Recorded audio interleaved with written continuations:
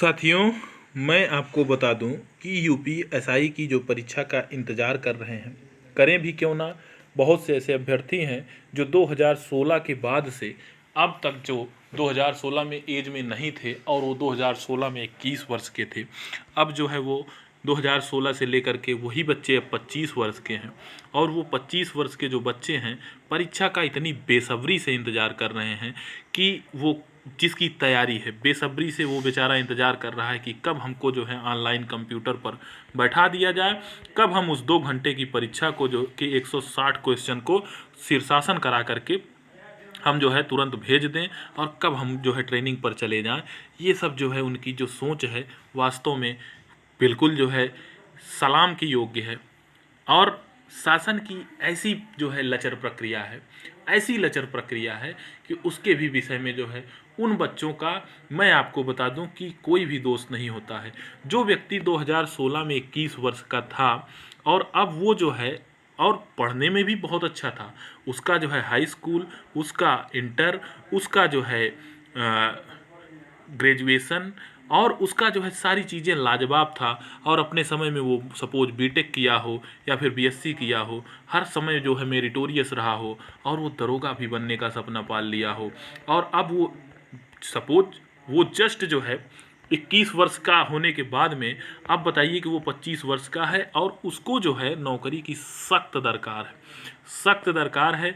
उसके भी अपने सपने हैं। इन सारी चीज़ों को देखते हुए वो कितने शिद्दत से इंतज़ार कर रहा होगा कि हम कितनी जल्दी जो है हमको कंप्यूटर मिल जाए, हमको ऑनलाइन स्क्रीन मिल जाए, हम तुरंत जो है उस मैथ और रीजनिंग और जो है जीके और हिंदी को फोड़ करके 160 क्वेश्चन का जो है हम शीर्षासन करा करके अपना जो है अंतिम मेरिट में अपना नाम दर्ज करा लें।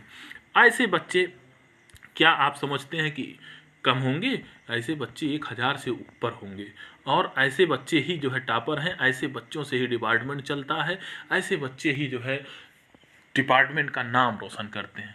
लेकिन मैं उन्हीं बच्चों को बता दूं कि जो है आपकी जो परीक्षा है उसमें जो भर्ती बोर्ड और हमने जो है हमने भी बताया था कि अक्टूबर महीना से लेकर के नवंबर महीने तक आपका परीक्षा जो है हो सकता है। भाई जो भर्ती बोर्ड बोलेगा वही, और पेपर के रपट के माध्यम से हम लोग पढ़ेंगे, वही हम लोग बोलेंगे।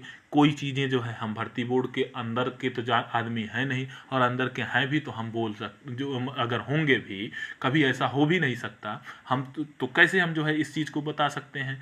ये तो सिर्फ और सिर्फ जो है पेपर के इश्तिहार और भर्ती बोर्ड का जो के गठन से लेकर उससे पहले से जो समस्याएं चली आ रही हैं उसके लचर रवैये के आधार पर हम जो है चीज़ों को आप लोगों को सामने रखते हैं। क्योंकि अखबार पत्र या फिर अन्य चीज़ों के माध्यम से सारी चीज़ें जो है एक पता चल जाता है कि ये इतने साल में, ये इतने साल में, ये इतने साल में कराते आए। तो इन सारी चीज़ों को हम बताने की कोशिश करेंगे और जल्दी से जल्दी जो है हम ख़त्म करेंगे वीडियो को। चूँकि वीडियो लंबा ना होने पाए, ये विशेष जो है ध्यान में रखेंगे कि आपकी परीक्षा कब है। अक्टूबर नवंबर तो ठीक है, लेकिन बचे हुए याचियों का फॉर्म भी भराना है। उनके पास सिंगल बेंच का जो है अंतरिम ऑर्डर है, उसको भर्ती बोर्ड कतई नहीं नकार सकता, क्योंकि 127 लोगों का फॉर्म वो और जो है 17 लोगों का और हेमंत कुमार सिंह कुछ लोगों का फॉर्म वो ले चुका है। इसलिए भर्ती बोर्ड किसी भी कीमत पर इसको नकार नहीं सकता है। आप इतना समझ लीजिए। परीक्षा में अभी कितना समय है? तो अगर याचियों का फॉर्म भराएगा, फिर उसके बाद आर्टिकल 226 के तहत अगर जनरल ऑर्डर आ गया तो फिर से पोर्टल खोलना पड़ेगा। तो कितना समय है आप अपने हिसाब से सोच सकते हैं। तो वो बच्चे जिनकी तैयारी कंप्लीट है वो तो जल्दी से जल्दी परीक्षा चाह रहे हैं, लेकिन जो थोड़ा कमज़ोर तबके के हैं और जो है वो चाह रहे हैं कि हमको कुछ परीक्षा में और समय मिल जाए, तो उनको भी समय मिलने में कोई भी गुरेज नहीं है कि समय मिलेगा। कहीं ऐसा ना हो कि इतना ज़्यादा समय मिल जाए कि इस समय से आप उब जाएँ, और तो इसलिए भी हम उससे भी जो है वो नहीं करेंगे। लेकिन अगर परीक्षा समय पर होती है तो बचे हुए समय का सदुपयोग आपको कैसे करना है? ज़्यादा से ज़्यादा समय आपको प्रैक्टिस सेट पर देना है। चलिए आगे चलते हैं। अब आप देख लीजिए कि जो आपका फॉर्म है वो 15 लाख के आसपास आ चुका है।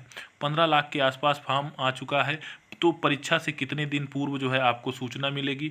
मैं आपको बता दूं कि जो जुलाई 2017 में जो परीक्षा हुई थी, और माफ़ कीजिएगा जुलाई 2018 में, ये एकाएक जो है जून में पेपर के एक जो है रपट के माध्यम से लोगों को पता चला कि दरोगा भर्ती की ऑनलाइन परीक्षा 17 जुलाई से।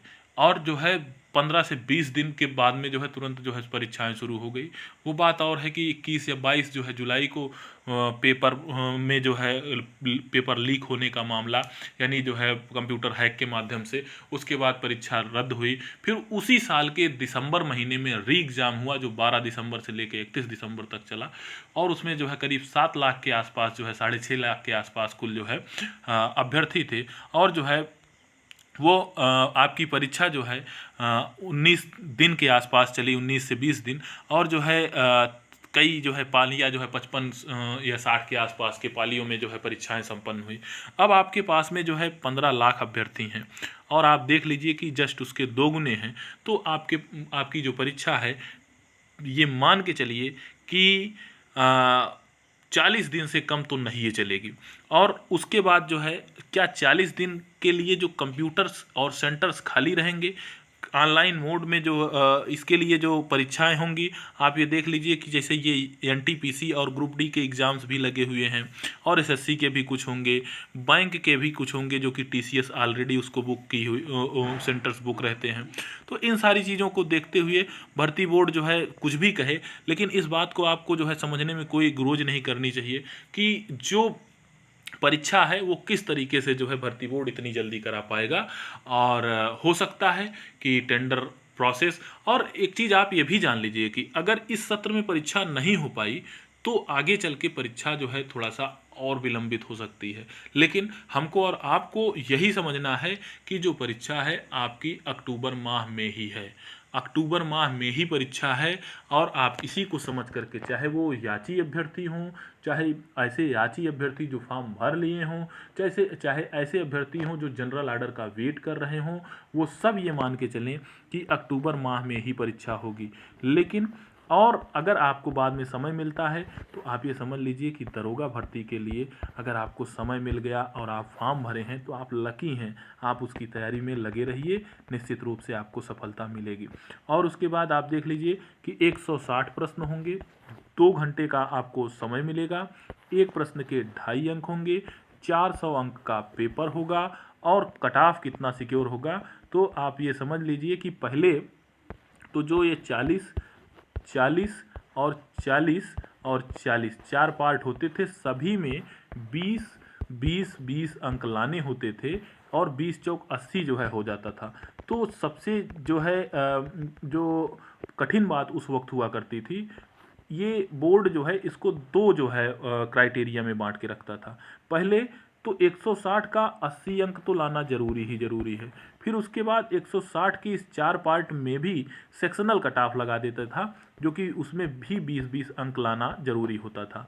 तो ये जो 20 अंक है, इसमें सिक्योर कर पाना कुछ लोगों के लिए थोड़ा सा कठिन हो जाता था। अब उसी को जो ईच पार्ट का 50% है वो घटा करके 35% कर दिया है, यानी अब वो चीज़ें जो है घट गई हैं।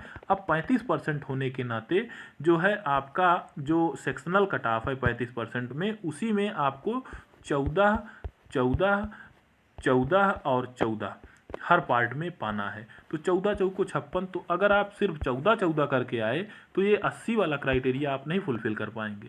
इसलिए 14 तो आपका सेक्शनल का कट ऑफ तो सिक्योर रहेगा, लेकिन जो पूरे का कट ऑफ है 80, वो तो आपका सिक्योर रहना ही चाहिए।